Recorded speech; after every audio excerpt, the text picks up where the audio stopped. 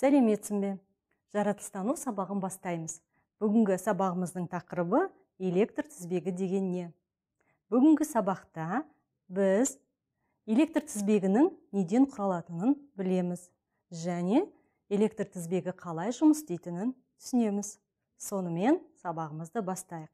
Алдымен өткен сабақты еске түсірейік. Жүннен тоқылған жемпірге шарды үйкелесе не болады? Қалай ойлайсың? Кәне көрейік.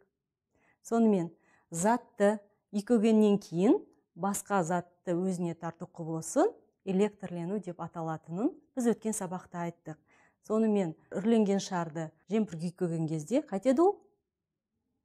Киімге жабысып қалады. Шардың жабысқанын азайту үшін не істеуге болады? Есіңізде, қолды сулап шарды немесе жемпірімізді сүрсек, электрлену кетіп қалады екен. Жақсы. Сонымен электрлену құбылысы біз өткен сабақта айтқандағыдай, ол үйкелген түрлі денелердің өзіне басқа ұсақ денелерді тартуы. Сен оны үйде бақыладың ба? Мысалы, линолеум төселген еден, немесе компьютердің экраны, немесе теледидардың экраны жиі шаң болып қалады. Байқадың ба? Оларды жиі сүртуге тура келеді. Неліктен? Себебі олар үйкелістің әсерінен электрленеді, одан кейін ауада ұшып жүрген ұсақ тозаңдарды өзіне тартады екен.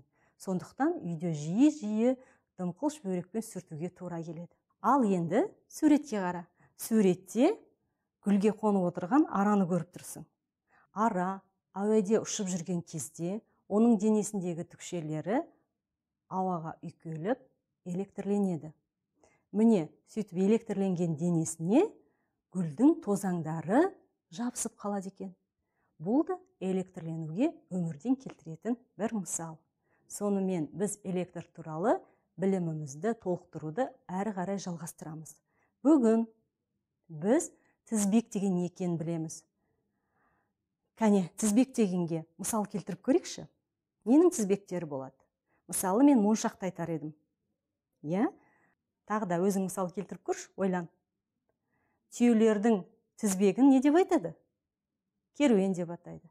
Міне, осындай тізбектерді өмірден көп кез айтуға болады екен. Ал енді суретке қара. Суретте Негиш пен Эврика тізбек жасап отыр. Эвриканың тізбегіне қараш. Ондай тізбекті сен де талай рет жасаған шығарсың, Эврика тізбекті неден жасап отыр? Эврика тізбекті қағаз жолақтардан жасап отыр. Ал Негештің тізбегі қандай? Негештің тізбегінде сым бар, батарея бар және шам бар. Жақсы. Енді мынандай сұрақ. Егер Эвриканың тізбегі үзіліп қалатын болса, не болады? Оны ешқандай қиындығы жоқ. Ол тура сондай тағы да бір жолақты қиып алады да, өзінің тізбегін желімді пайдаланып, жолақты жапсырып, жалғастыра алады. Ал Негештің тізбегі үзіліп қалса, не болады? Негештің тізбегі үзілсе, не болуы мүмкін? Шам сөніп қалады. Солай емес пе? Жақсы. Енді осындай тізбектерді электр тізбегі дейді. Негештің тізбегіне назар аудар. Бүгін біз осы электр тізбегі туралы айтамыз. Енді шам тізбелерді салыстыр. Шам тізбенің біреуі жарқырап тұр. Ал екінші шам тізбе неге ондай емес?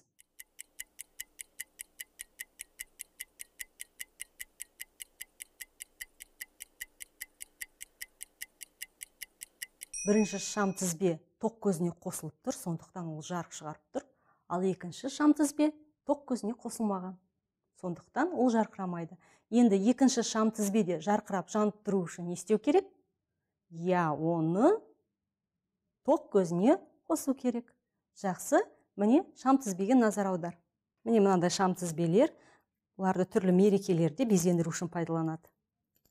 Немесе қараңғы кезде көшелерде ағаштарға жағып қояды. Міне қара, көрдің бе? Міне оның шамдары. Енді міне тоқ көзі. Тоқ көзі батареялардан тұрады, көріп тұрсың. Енді біз оны қосу үшін, мына жерде мынандай кішкене тетігі бар, ажыратқышы. Міне осыны қосамыз. Қосқан кезде шам тізбе жанды. Енді бұны қайтадан ажыратқышын басып өшіруге болады. Сонымен осы шам тізбегінің мысалында біз қазір электр тізбегін тағы бір рет айтып өтейік. Электр тізбегі неден тұрады? Электр тізбегі тоқ көзінен, суретке қарай ғой. Тоқ көзінен, міне мына тоқ көзі, шамдардан, мына біздің электр тізбекте бірнеше шамдар бар. Шамнан және кілттен тұрады. Кілт дегеніміз ол міне мына жердегі қосып өшіретін тетігі. Ажыратқыш деп айтады немесе. Міне осы үш элементтен және тағы не байқадың? Ең маңызды элемент ол осы үшеуін қосатын сымдар. Байқадың ба? Міне осындай сымдар электр тізбегін құрайды екен. Міне мынау сымдар құрайды. Электр тізбегін біз тұрмыста әрине жиі пайдаланамыз. Өйткені біздің өмірімізде түрлі электр құралдары бар. Бүкіл біздің тіршілігіміз электрге байланысты. Сонымен есте сақтап алайық. Электр тоқ көзінен электр құралдарына сым арқылы беріледі. Бұл электр тоғы деп аталады. Міне қарайық. Міне мынау тоқ көзі, мынау электр құралы тұтынушы шам болса, міне сым арқылы оған тоқ беріледі. Сым арқылы өзара жалғасқан тоқ көзі мен электр құралдары электр тізбегі деп аталады. Міне осы электр тізбегінің сызбасын сызуға болады. Мұқият қара. Қазір мен мына элементтерді сызбада қай жерде тұрғанын көрсетем. Қарап отыр. Сонымен қара. Тоқ көзі, міне мына тоқ көзі, бұл біздің батареяларда болады. Аккумуляторлар болады. Яғни тоқ көзі сызбада міне мына белгімен белгіленеді. Міне плюс, минус деген мына белгі, ол тоқ көзін білдіреді. Бұл ажыратқыш сызбада мына белгімен белгіленеді. Ал шам, міне шам. Мына түзу сызықтар сымды бейнелейді. Енді электр тізбегінің элементтері мен шартты белгілермен танысайық. Батарея тоқ көздері, міне мынандай батареялар мен тоқ көздері белгісін танып ал. Шам дегеніміз мынандай түрлі-түрлі шамдар белгісі міне мынау. Жақсы, енді кілт, яғни ажыратқыш жаңа көрдік. Сен оларды үйде күнде қолданасың. Міне бұларды біз мынандай белгімен белгілейміз. Электр құралдары. Олар кір машина, теледидар, немесе ас үйде пайдаланатын түрлі комбайндар. Біз оларды міне мынандай белгімен белгілейміз. Одан басқа бізде жылыту құралдары бар. Оларға нелер жатады? Мысалы, шәйнек, фен, үтік, олар яғни өздері тоққа қосылған кезде жылу шығарады. Бұндай құралдарды мынандай белгімен белгілейміз. Жақсы, енді розетка. Розетканы білесің ғой? Розетка егерде сызбада кездесетін болса, онда мынандай белгімен белгілейміз. Сонымен бұл белгілер не үшін керек? Электр тоғы пайдаланатын түрлі құралдардың сызбасын көрсету үшін осындай шартты белгілер қажет. Сонымен біз өзіміз шартты белгілердің көмегімен электр тізбегін құрастырайық. Ол үшін бізге ақ парақтар керек, мынандай. Одан кейін маркер, қайшы керек. Ал мына ақ парақты 6 бөлікке бөліп көрейік. Сонымен қағазды 6 бөлікке бөлеміз.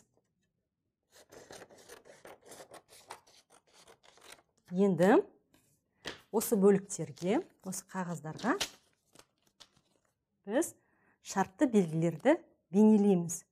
Біз оларды мына слайдтан қарап отыр, осыған қарап бейнелейміз. Сонымен бірінші тоқ көзін бейнелейміз. Оны көрдің бе? Белгісін қарап отыр. Тоқ көзі. Ол біздің батареялар. Мынандай плюс минусы бар. Енді шамды бейнелеймін. Шамды бейнелеу үшін мен дөңгелек сызамын. Шеңбер сызамын. Шеңбердің ортасынан сызық сызамын. Екі жағынан сызамын. Міне ол шамды бейнелейтін белгі. Одан кейін ажыратқыш. Ажыратқышты осылай белгілейміз. Мынау электр құралы. Бұған тоңазытқыш, теледидар, осыларды осылай белгілейміз. Келесі жылыту құралдары. Бұл чайнек, үтік сияқты заттарды. Одан кейін, мысалы, егерде розетка керек болса, оны мынандай белгімен белгілейміз. Сонымен біз шартты белгілерді әзірлеп алдық. Енді не істейміз? Саған көрініп тұру үшін мынандай көк бетті алдым. Әйтпесе кез келген бетті алуға болады. Мына шартты белгілерді пайдаланып, электр тізбегін құрамын. Алдымен ойланып алайық. Бізге қарапайым электр тізбегін құру үшін қарапайым бір затты алайық. Ол қолшам болуы мүмкін, немесе жаңа көрсетілген шам тізбе болуы мүмкін. Кәне, тағы есімізге түсірейікші, олардың қандай элементтері бар? Тоқ көзі бар. Сонан кейін сым бар, одан кейін шам бар. Тағы да не бар? Ажыратқыш бар, кілт бар. Қосып өшіретін. Жақсы. Қолшамда да тура солай. Шам, көз, электр көзі.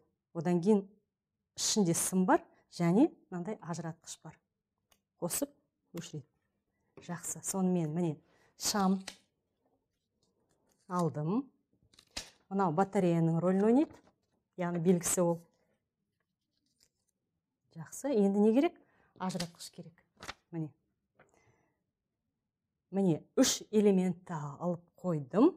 Енді сымдарды мен кәдімгі маркермен сызамын. Біз нені байқаймыз бұл жерде? Алдымен міне тоқ көзінен шамға,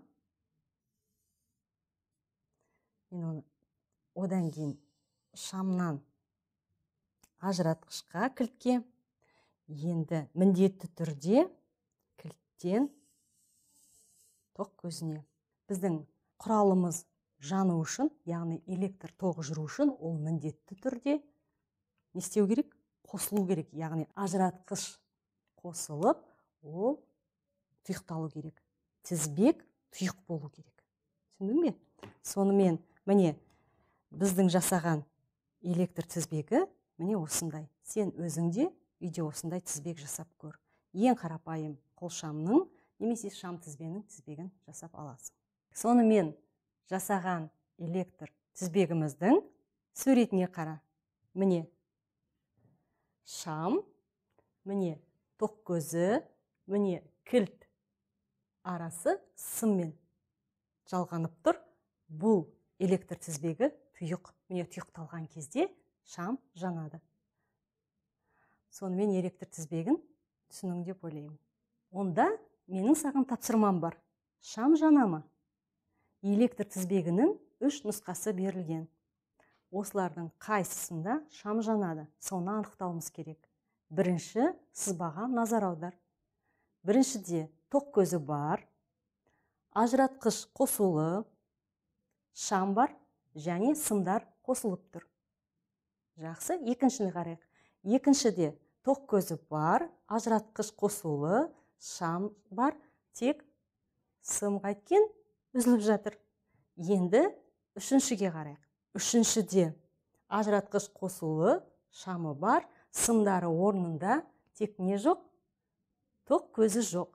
Енді сұрақ, осы үшеуінің қайсысында шам жанады?